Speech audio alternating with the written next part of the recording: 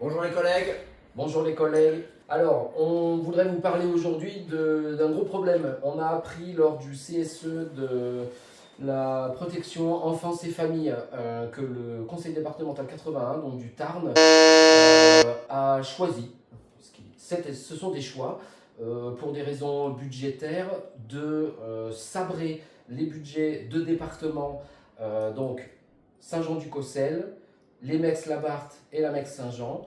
Et ce choix, cet arbitrage financier ferait qu'on perdrait 33 des nôtres. C'est 33 postes, 33 CDI qui sont menacés.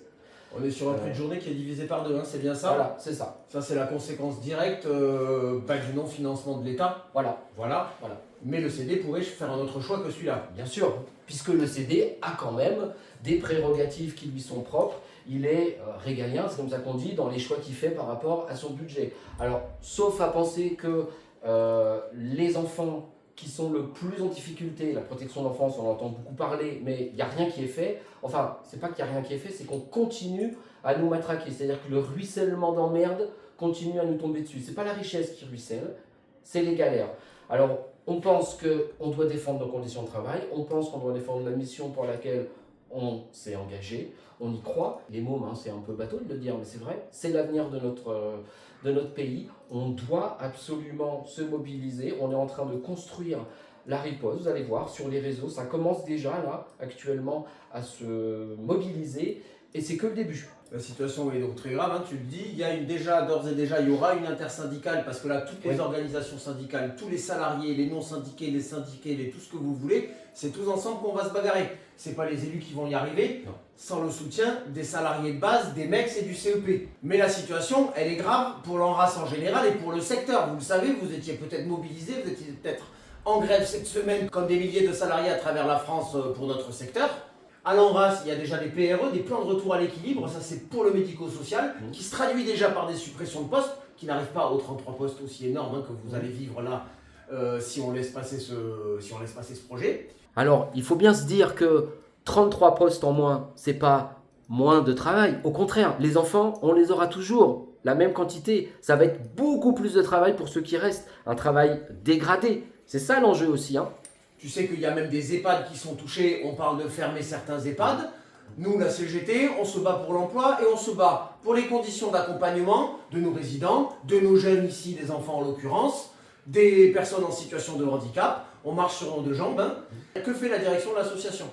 Vous vous rappelez, hein, il y a plusieurs mois, la direction générale a été remerciée, sans doute à raison, management toxique, etc.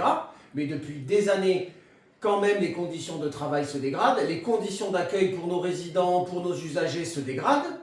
Que fait la présidence de l'association? Que fait le conseil d'administration? Et quelles garanties vont-ils nous apporter pour aller discuter, voire s'opposer fortement avec le conseil départemental du Tarn?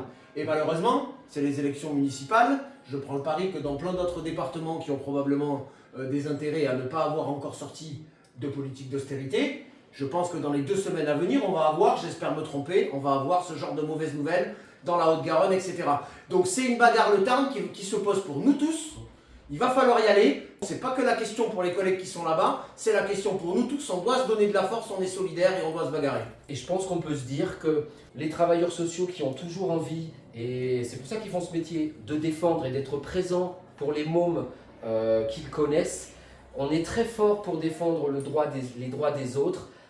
Il est temps de s'occuper des nôtres, parce que ne pas s'occuper de nos droits, ça ne fait pas de nous des personnes meilleures, ça fait juste des professionnels plus faibles politiquement. Et c'est ça qui risque de nous faire perdre. Alors que si on se dit qu'en défendant nos conditions de travail, on défend, c'est logique, les conditions d'accueil des jeunes qu'on occupe, dont on s'occupe, forcément, là, on est cohérent. Il faut absolument qu'on se défende. Il faut qu'on les défende. Il n'est pas question qu'on perde 33 des nôtres. Vous trouverez des compléments en description, la motion intersyndicale qui a été validée. Suivez-nous sur nos réseaux pour voir ce qui va se passer dans les semaines à venir et pour se bagarrer tous ensemble.